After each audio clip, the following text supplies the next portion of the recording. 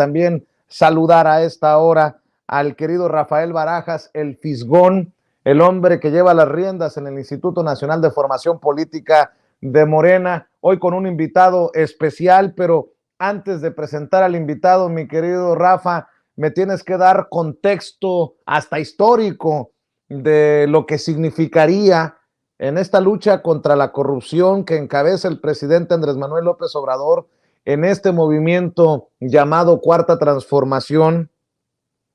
¿Qué significaría un veredicto de culpabilidad para Genaro García Luna? El presidente ha hablado de la no repetición.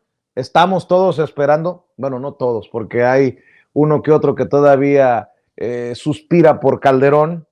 La gran mayoría de los mexicanos, podría decir, estaríamos esperando que se haga justicia. Si bien es cierto, queremos que se haga justicia en nuestro país, pues que en esta ocasión nos ayuden los gringos. Mi querido Rafa, te mando un abrazo, buenas noches, gracias por llegar a Sin Censura. Pues muy buenas noches, Vicente, y al contrario, yo te quiero felicitar por todo el trabajo que has estado haciendo, por toda la cobertura que has hecho del juicio de Genaro García Luna en Brooklyn. Mira, sin lugar a dudas, el tema de Genaro García Luna es un tema muy delicado. Dicen los señores del viejo régimen que lo que se está poniendo en juicio no es a García Luna, sino que es a todo México.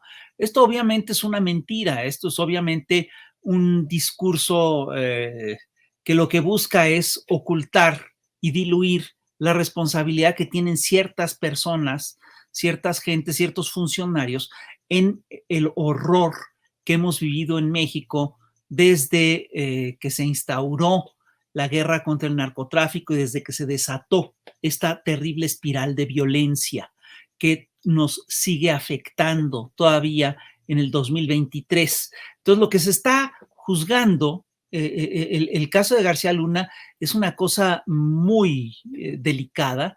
Sin lugar a dudas, lo que estamos viendo es el juicio, no de México, sino que estamos viviendo el juicio de todo un régimen, de un régimen que llegó mediante el fraude electoral a la presidencia de la República y que buscó perpetuarse mediante una estrategia que básicamente lo que hizo es socializar la violencia, rasgar el tejido social y buscar implantar un régimen totalmente antipopular. Es un hecho que durante el sexenio, una de las cosas que hizo Felipe Calderón al llegar al poder es lanzar su guerra contra las drogas, su famosa guerra contra las drogas. Existe un cable de Wikileaks que es muy importante, un cable que cuenta que el 16 de septiembre del 2006, poco después de las elecciones, fue Felipe Calderón a la Embajada de Estados Unidos y que ahí se estableció un acuerdo, que esa embajada decidió apoyar a Calderón en la presidencia a través de toda una serie de una agenda que le sirviera a los intereses de Estados Unidos. Esto traducido en español al lenguaje llano, básicamente es lo que después conocimos como la guerra contra el narco. Pues es claramente un tema que le preocupaba a Estados Unidos y que le permitió a Felipe Calderón afianzarse en el gobierno. Ahora, ¿quién fue el estratega de la guerra contra el narco? ¿Quién aplicó las lógicas de la guerra contra el narco en aquel momento? Pues fue claramente Felipe Calderón. Y fue Felipe Calderón a través, de Genaro García Luna. Fue Genaro García Luna el estratega de este proyecto. Y lo que estamos viendo ahorita en los Estados Unidos es una cosa que hemos visto una y otra vez de la política de Estados Unidos, porque hay una cosa que hay que plantear con toda claridad. Por supuesto que el tema de García Luna plantea los vínculos del Estado mexicano, concretamente del Estado mexicano de Calderón con el narcotráfico, sí, pero también lo que estamos viendo es una estrategia que le ha servido a Estados Unidos, que ha utilizado Estados Unidos desde hace décadas, que ha utilizado Washington desde hace décadas, porque Washington ha sido el que ha organizado el grueso de los cárteles de la droga en las últimas décadas. Hay un viejo dicho que circula entre los narcotraficantes que dice que Washington te hace y Washington te deshace. Este fue el caso de Pablo Escobar Gaviria en Colombia, este fue el caso de del narco talibán en Afganistán, este es también el caso de los cárteles de la droga en nuestro país. Entonces, lo que está, es decir, lo que vimos, pues, es una cosa muy delicada, es que para perpetuar el modelo neoliberal, primero se hizo un enorme fraude electoral y después se buscó perpetuar o afianzar al gobierno surgido de ese fraude electoral mediante una estrategia muy sofisticada de control a la población y que pasaba, entre otras cosas, por una guerra contra el narcotráfico que paralizó al grueso de la sociedad mexicana y la sumió en una lógica de violencia brutal. Yo recuerdo que durante el sexenio de Felipe Calderón, muchos periodistas decían que el gobierno estaba atacando a todos los cárteles menos a uno, que el cártel de Sinaloa. Esto lo dijeron Pepe Rebel, lo dijeron muchos estudiosos del tema. Y la agencia Stratford en el 2011 lo dijo también con toda claridad, dijo, aquí está claro que el gobierno ha decidido atacar a todos los cárteles menos a uno, que es el cártel de Sinaloa. Y por lo tanto lo que se estaba viendo es básicamente una reorganización de las redes de distribución y una reorganización de ese negocio multimillonario que es el negocio de las drogas. Entonces, hay que decirlo con toda claridad, la guerra de las drogas, la guerra de Felipe Calderón, es una guerra típica del capitalismo. Es decir, estas guerras de la droga no son nuevas, no, ya habían ocurrido anteriormente. La primera, que está muy documentada, es la guerra contra China, ¿no? En la cual participan pues Inglaterra, Estados Unidos, otras naciones, ¿no? Y lo que tiene de peculiar las guerras de la droga, lo que tienen de peculiar es que lo mismo, la droga, que es el motivo de la guerra, ¿sí? Es también lo que permite financiar esta guerra. Es una guerra autofinanciable, es una guerra típicamente capitalista, son guerras, históricamente han sido guerras del libre comercio. Entonces, eso es lo que estamos viendo. Es decir, ahora, históricamente Estados Unidos ha sido muy curioso porque se apoya a ciertos personajes, permite que crezcan, permite que se enriquezcan de manera increíble, los empodera, pero después los juzga. Es lo mismo que hizo con Noriega, es lo mismo que hizo también con Pablo Escobar Gaviria. Entonces, no sabemos, yo no sé, esta es la parte del juicio que no acabo de entender, es decir, ¿qué es lo que pasó? ¿Qué hizo García Luna para que se enojaran todos estos señores que habían sido sus aliados y que tanto lo habían protegido? ¿O qué cambió para que García Luna dejara de ser un protegido del régimen? Lo que sí es un hecho es que lo que se ha revelado en el juicio es brutal, es una cosa tremenda, es básicamente la connivencia de las autoridades mexicanas al más alto nivel, de las autoridades de seguridad mexicanas al más alto nivel, con el crimen organizado. Y eso, aunque el veredicto nos exonerara a García Luna, cosa que se me haría extrañísima, ¿no? Aunque el veredicto lo exonerara, pues ya vimos todos estos testimonios y nótese que no se han presentado básicamente apenas se ha presentado algún documento, ¿no? Cuando se dice que se tienen más de 1 millón de páginas de pruebas y que de los 75 testigos que dijeron que se iban a presentar, se han presentado solo 25, pero esos 25 lo que revelan es verdaderamente escandaloso. Entonces sí, lo que se está juzgando en este tribunal es al gobierno neoliberal en México, porque a los gobiernos neoliberales panistas en México, porque hay que decirlo con toda claridad, García Luna empieza a ascender en la escalera del poder claramente en los tiempos de Vicente Fox, cuando lo hacen el directivo de la AFI. Entonces, bueno, pues todo esto es lo que está en cuestión, es muy serio lo que está en cuestión.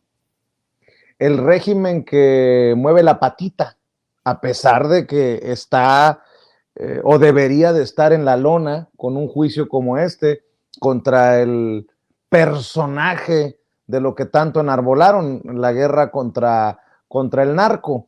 Y bueno, en ese sentido, pues también los medios de comunicación que hoy tal vez están defendiendo al INE, soy bien sarcástico con esto, nótese mi sarcasmo, esos medios de comunicación que están defendiendo al INE son los que también fueron señalados acá en Nueva York, los que aparecen en los mapas de la corrupción de García Luna que han publicado medios comprometidos con la verdad como la revista Contralínea. Bueno, Pues ¿qué te sí, parece si, ¿qué te claro. parece si también, dime, No, Rafa. y es muy impresionante que Felipe Calderón publica en estos días un artículo en la primera página del Reforma que básicamente lo que dice es que él también defiende al INE. ¿Y cómo no lo iba a defender? Si es esa misma institución la que avaló el fraude del 2006, que le dio a Felipe Calderón el triunfo, que lo hizo presidente con una diferencia del solo 0.56% y con enormes cuestionamientos, con muchos, con fuertes señalamientos de fraude. Entonces, fíjate qué chistoso. Resulta que lo que está en juego todavía es todo un sistema muy complejo que está ligado a las lógicas del régimen neoliberal y que busca subsistir a toda costa. Fíjate, Felipe Calderón defiende al INE, el INE defiende a Felipe Calderón y Genaro García Luna también estaba defendiendo a Felipe Calderón. Hoy tenemos también como parte de esa estructura de poderes, ¿no? También tenemos al Poder Judicial totalmente entregado a las lógicas del viejo régimen y tenemos a grupos empresariales encabezados por Claudio X González, por Gustavo de Hoyos, tenemos al PRI, al PAN, al PRD, es decir, es todo un andamiaje político el que está en juego con este proceso. Y todo este andamiaje político es curioso porque se presenta como un proyecto apartidista y llaman a defender al INE de manera partidista, pero ¿quiénes son los que asisten a la marcha? Los que asisten a la marcha son los señores que han hecho los fraudes electorales de los últimos años. Alito Moreno, el Bester Gordillo, Marco Cortés, es toda Osorio Chong, es toda esta estructura fraudulenta, es toda esta clase política del fraude la que hoy viene a decirnos que ellos defienden la democracia. Y es increíble ver cómo el árbitro electoral, que debería de ser imparcial, primero, tiene un papel tan activo en política y segundo, está tan claramente alineado al PRI, al PAN, al PRD, a Claudio X González, a todos estos actores que pues son los que hicieron fraude, que, vamos, son los grandes defraudadores modernos del México de hoy. Yo pregunto, ¿son tan imparciales en el INE que están usando sus tiempos en radio y televisión para atacar el plan B de reforma electoral? Sí, muy imparciales. Nótese mi sarcasmo. Déjame saludar a Óscar Lemus, coordinador general del Instituto Nacional de Formación Política, que también ya llegó y pacientemente ha estado esperando en el sistema para darnos sus opiniones, sus comentarios en momentos en que vuelven estos personajes de los medios intelectuales que le apuestan a este sector político conservador neoliberal. Salen a defender al INE, salen a marchar, pero qué bueno que desde la trinchera de la transformación de la 4T, pues no se ha quedado uno de brazos cruzados. Hay también esfuerzos importantes. Óscar, buenas noches, ¿cómo te va? Buenas noches, Vicente. Gracias por invitarme nuevamente a tu espacio y por estar aquí con nuestro presidente del instituto, Rafael Barajas. Mira, primero decir que son los mismos, ¿no? Ya lo platicaban ustedes, son los mismos los que están denunciados allá, los mismos que recibían esos moches, son los mismos que están acá ahora intentando hacer estas movilizaciones y diciendo que defienden al INE cuando en realidad lo que están defendiendo son sus privilegios.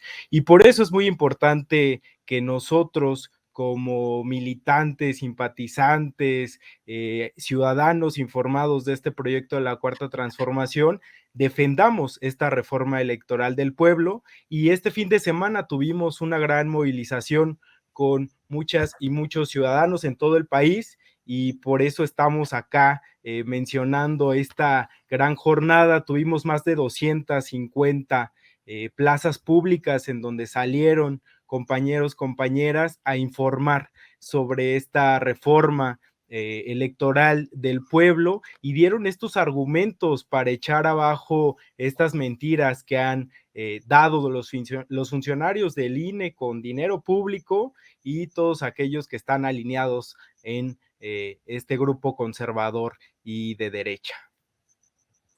Lo que me queda claro es que no tienen vergüenza. Veo, por ejemplo, a Beatriz Pajés. Hoy fue exhibida Beatriz Pajés, la mujer detrás de la revista Siempre, la de José Pajés, que no tiene nada que ver con esta revista Siempre. Hoy lo mencionó el presidente. Calderón, hablando de evitar una dictadura del siglo XXI, cuando él fue el que declaró la guerra contra el narco unilateralmente. Ves a Roger Bartra, ves a los Sheridan, a los Krause, y dices tú, o me volví loco yo, o estoy muy tonto para entender, o qué está pasando. Pero bueno, espero que la gente que nos está viendo y escuchando cumpla aquello de que la gente está más avispada que nunca, el pueblo está más avispado que nunca, Rafa. Tienes toda la razón, y mira, yo no creo que nosotros estemos locos o tontos. Lo que pasa es que sí no deja de escandalizar los cínicos que se han vuelto. A mí me parece fantástico que Felipe Calderón se presente hoy como el adalid de la democracia. ¿En qué momento el señor que ha hecho el fraude electoral más escandaloso de las últimas décadas puede ser un defensor de la democracia? ¿En qué momento la derecha latinoamericana, que ha sido la promotora de todos los golpes de Estado del último siglo, ¿sí?, viene a decirnos que se quiere hacer una dictadura, tal? ¿De qué dictadura están hablando? ¿Cómo pueden hablar de dictadura si se la pasan insultando en todos los medios posibles al señor al que acusan de dictador? Y es una cosa increíble. Es decir, se trata claramente de un discurso prefabricado. Y es un discurso que se ha aplicado, si tú te fijas, sin variaciones, para atacar a todos los regímenes, a toda la oleada de regímenes populares de América Latina. Lo mismo le dijeron a Hugo Chávez, lo mismo le dijeron a Néstor Kirchner, lo mismo le dijeron a Lula, lo mismo le dijeron a Evo Morales. Es exactamente la misma receta, cuando estamos claramente ante gobiernos totalmente distintos. Las lógicas que se están siguiendo son muy distintas. No se están siguiendo las mismas lógicas que se siguieron en el pasado por parte de la izquierda. Sin embargo, la derecha sigue anclada a una misma estrategia porque no tienen de otra. Ahora, hay una cosa que hay que señalar y que es muy importante. Hay una bancarrota moral y hay una bancarrota en términos de narrativa. Están perdiendo la narrativa porque todo, absolutamente todo lo que están diciendo está fundado en mentiras. Y ve tú, además, cómo esto se repercute, tiene repercusiones muy fuertes en materia electoral. Date cuenta lo que implica que en Tamaulipas, un estado que controlaba hasta hace poco, cabeza de vaca, el PAN, date cuenta lo que implica que en Tamaulipas el PRIAN pierda 71-20. Es que fueron borrados literalmente del mapa, Rafa. Es una golpiza. Y ve lo que está ocurriendo también en el Edomex. En el Edomex es penoso lo que está pasando. Es decir, la candidata del PRIAN ni siquiera está llenando sus actos. Hace actos anticipados de campaña que son ilegales, que el INE le avala, pero ni siquiera los llena. Es decir, ahí tienen un problema muy serio. Y date cuenta lo que implica en términos de narrativa, que el PAN y el PRI y el PRD en el Estado de México, una de las cosas que hacen es que prometen más proyectos como el del AIFA. el Aeropuerto Internacional Felipe Ángeles, proyecto que ellos denostaron y que ellos atacaron hasta que se cansaron. Cuando ya tienen que decir que esos son los proyectos que ellos quieren, es que están totalmente derrotados. Y fíjate, lo que estamos viendo ahorita es una cosa muy curiosa. Lo que te acaba de contar Oscar es muy interesante porque básicamente lo que ocurrió este fin de semana es que nos brincamos a los grandes medios masivos de comunicación. Ellos han estado difundiendo de manera muy insistente la narrativa que dice que el INE está en riesgo, que el INE, que la reforma electoral se legisló de espaldas al pueblo, que la reforma elimina el 84.6% del servicio profesional del INE, etcétera, etcétera, etcétera, que desaparecen las juntas locales del INE. Tú revisas todo ese discurso, es un discurso totalmente falso. Ellos lo difunden masivamente a través de los grandes medios de comunicación y lo que estamos haciendo y lo que estás ayudándonos a hacer tú también es a dar la otra versión, a decir, espérate, porque además estos medios lo difunden y no le dan lugar a ningún tipo de disidencia. Ellos dicen su verdad y se acabó. Ve lo que ocurrió el otro día en la mañana que Andrés Manuel dice, oigan, el Televisa le dio más difusión a lo de la juez Yasmín Esquivel que al tema del juicio de Genaro García Luna. No, y que si saludó no a la ministra Piña, la presidenta de la Suprema. Pues sí. Y estos te dicen, no, ¿cómo crees? Eso no, y lo documenta con hechos y ni una sola palabra dicen estos medios, de la regamos o nos callaron la boca o tenemos otros datos. No dijeron nada. Entonces, son medios que están acostumbrados a hablar de arriba abajo, no aceptan derecho de réplica, no aceptan, no son plurales, no aceptan voces disidentes. Entonces, bueno, lo que ha ocurrido con el pueblo de México es que el pueblo de México se las ha estado buscando. Entonces, lo que ocurrió este fin de semana es que con un equipo de gente, de militantes, de activistas, llegamos a cerca de 500,000 de personas de manera directa, dándoles argumentos, presentándoles lo que están diciendo los del INE, lo que nosotros creemos que debe ocurrir, lo que nuestra versión, etcétera. Y eso, por supuesto, que implica un quiebre importante en el régimen de medios. Régimen, además, que está en una crisis profunda, por cosas que hemos platicado. Hay un cambio de plataformas, tienen una crisis económica porque su principal cliente era el gobierno de México y el gobierno de México ahora les cortó el financiamiento, entonces están desesperados, ¿no? El otro día salió en una columna del Reforma también una nota que habla de la crisis profunda que tiene Proceso. Pero es chistoso porque te dicen que es una crisis económica y que es derivada por el hostigamiento del gobierno. No te dicen que es una crisis de credibilidad de la revista, una revista que llegó a tener la mayor credibilidad en nuestro país. Hoy está totalmente desacreditada. Si tuvieran un crédito, si tuvieran prestigio, no les pasaría eso. No estarían en crisis, la gente estaría aportando para sostener. ¿Qué es lo que te ocurre a ti? La gente te apoya porque les dices verdades, porque les dices cosas en las que ellos pueden creer. Entonces, eso es lo que está en juego en todo este proceso. Y la verdad es muy impresionante, ¿sí? Ver cómo estamos asistiendo al desmoronamiento casi completo del viejo régimen. Y ese desmoronamiento, sin lugar a dudas, empieza por su credibilidad y tiene que ver con el hecho de que ahorita todos los grandes voceros del viejo régimen, absolutamente todos, están echando adelante un discurso fundado en mentiras. Que si se quiere desaparecer la credencial del elector, que si se quiere desaparecer al INE, que si las elecciones están en riesgo, que si la carretera que se inauguró el otro día no está acabada, que si el presidente es un dictador, que si estamos tendiendo una lógica populista, que si la expropiación del litio lo que va a hacer es que va a provocar una crisis en las farmacéuticas que producen productos psiquiátricos con litio. Es decir, puras mentiras, puras tonterías, y es increíble porque las mentiras además son cada vez más ridículas, ¿sí? Y las siguen difundiendo sin absolutamente ningún pudor.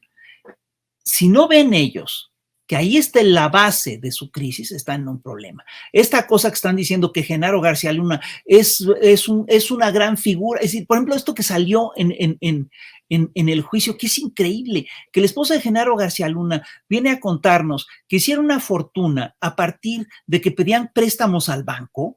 Es decir, me parece que es verdaderamente insultante. Después de que te vienen a... Es decir, ¿cómo te explicas tú una fortuna que en el juicio de Miami está evaluada en algo así como 740 y tantos millones de dólares, ¿no? ¿Cómo te explicas una fortuna a partir de operaciones de compraventa de bienes inmuebles y de préstamos al banco? Digo, es decir, si al lado tienes la narrativa de que el narco les daba maletas de dinero. Digo, ¿qué será más factible? Pregunto a la audiencia, ¿qué será más factible?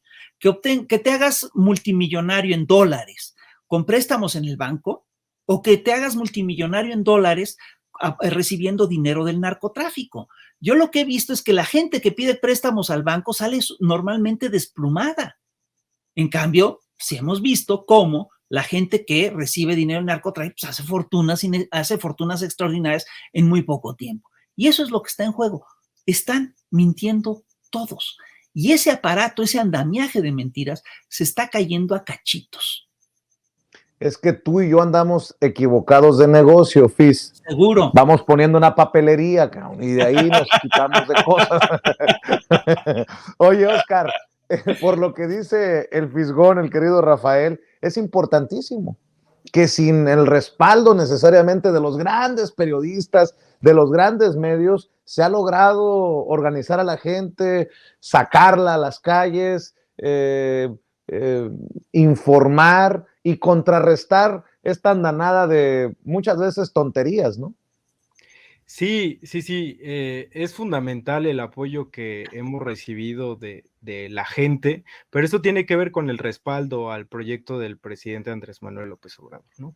Y al hartazgo que hay de estos medios tradicionales que difunden mentiras, como bien lo decía Fis, pero que quedan en evidencia y ni siquiera se ocupan en dar una disculpa o en decir esto era una falsedad, ¿no? Son cínicos, son unos desvergonzados y siguen mintiendo, pero ya llegó un límite en el que la población pues claramente no les cree y entonces esta población es la que está saliendo a defender no solo la reforma electoral, sino el proceso político que se vive en nuestro país.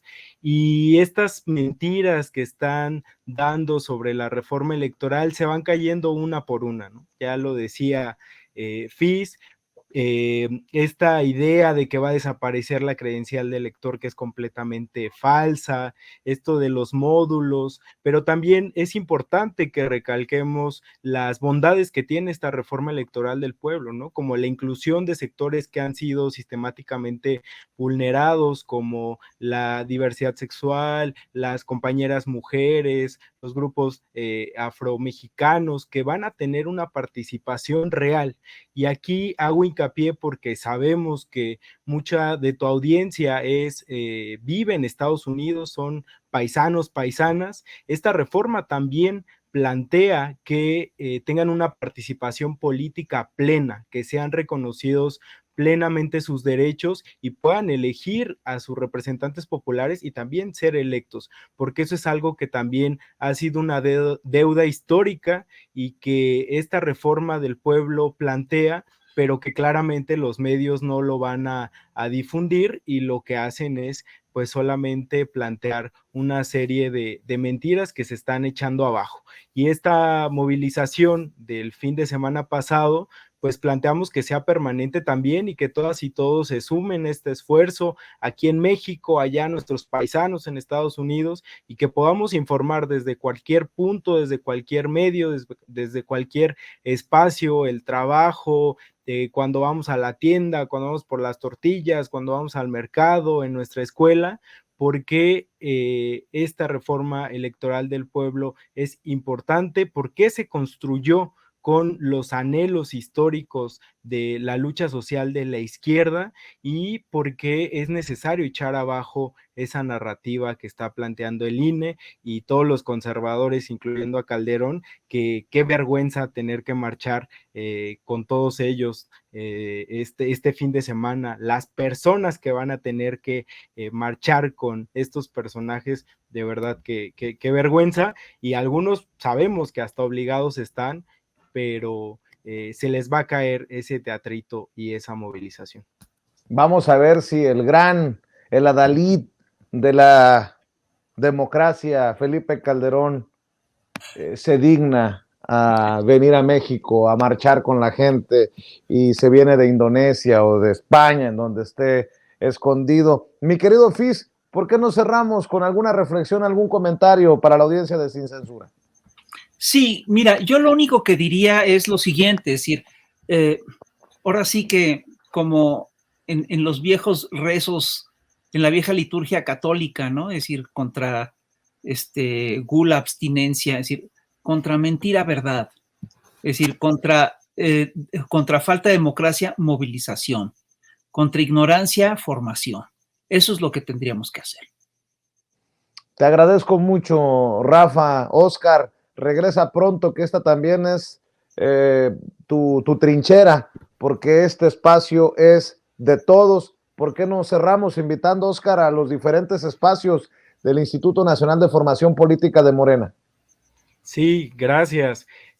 Reiterarles las invitaciones, permanentemente tenemos cursos, talleres, conversatorios en las instalaciones del Instituto de Formación Política que están en Avenida Guadalupe 64, Agrícola Pantitlán, en Iztacalco, Ciudad de México, 1,5 cuadras del Metro Pantitlán, y también todo esto se transmite por redes sociales, por Zoom, para quienes nos ven desde los estados de la República y desde Estados Unidos y otras partes del mundo, y reiterarles nuestras invitaciones al evento que tenemos mañana. Mañana tenemos una serie de actividades en el marco del Libro Rojo, y a que se sumen a estas movilizaciones, a estos talleres, para que nos ayuden a defender la reforma electoral del pueblo. Una invitación especial a las y los jóvenes. Tenemos que asumir esta responsabilidad histórica que tenemos en defensa del proyecto que se ha construido, y esa responsabilidad también tiene que ver con la lucha que han dado todas y todos los compañeros que nos antecedieron, a que asumamos ese relevo generacional y salgamos a las calles, pero preparados, con argumentos, con verdades, y echemos abajo no solo estas mentiras del INE, sino todas estas estrategias de la derecha para seguir avanzando con el proyecto de nación y de la 4T. Gracias, Vicente. Eso, chingado. Qué emoción escucharte hablar con tanta claridad, Oscar Lemus. Y vaya que si hace falta que se visibilice este relevo generacional para ver y escuchar a jóvenes como tú. Te mando un abrazo, Oscar, y mi querido Rafa, también te mando un abrazo a ti, mi agradecimiento, mi reconocimiento, mi admiración, y estamos al pendiente. Muchas gracias, al contrario. Y una última cosa, ya se aprobó en comisiones el plan B en el Senado. Ahora viene lo bueno, en el pleno, pero ya está en comisiones, pasito a pasito. Ya se aprobó despacito, como la canción. Sí, muy sí, bien, sí. Pues estamos al pendiente. Rafael Barajas, el Fisgón, Oscar Lemus, les mando un abrazo. Buenas noches, también. Gracias por llegar a Sin Censura. Amigos, amigas, regresamos en breve, pero mientras seguimos hablando sin pelos en la lengua, sin censura, usted puede suscribirse a nuestros 3 principales canales en YouTube. Sin Censura Media, en donde tenemos más de 1,600,000 suscriptores, Sin Censura TV, en donde tenemos más de 1 millón de suscriptores, y en Sin Censura Presenta, en donde queremos llegar muy pronto a los 100,000 suscriptores. Si usted ya está inscrito en Sin Censura Media, suscríbase en Sin Censura TV. Si ya está suscrito en Sin Censura TV y Sin Censura Media, suscríbase a Sin Censura Presenta. Recuerde que es gratis, no tiene que sacar un solo centavo de su bolsillo para apoyarnos. Dele clic en la campanita para que los señores y señoras de YouTube envíen las notificaciones cuando estemos transmitiendo en vivo y en directo o estemos subiendo videos. También nos puede seguir en Twitter en @Vicente Serrano y hasta en Instagram. Ojo, también estamos en Instagram. Son nuestras redes sociales. y con el apoyo de ustedes, seguimos creciendo, porque con ustedes todo, sin ustedes nada.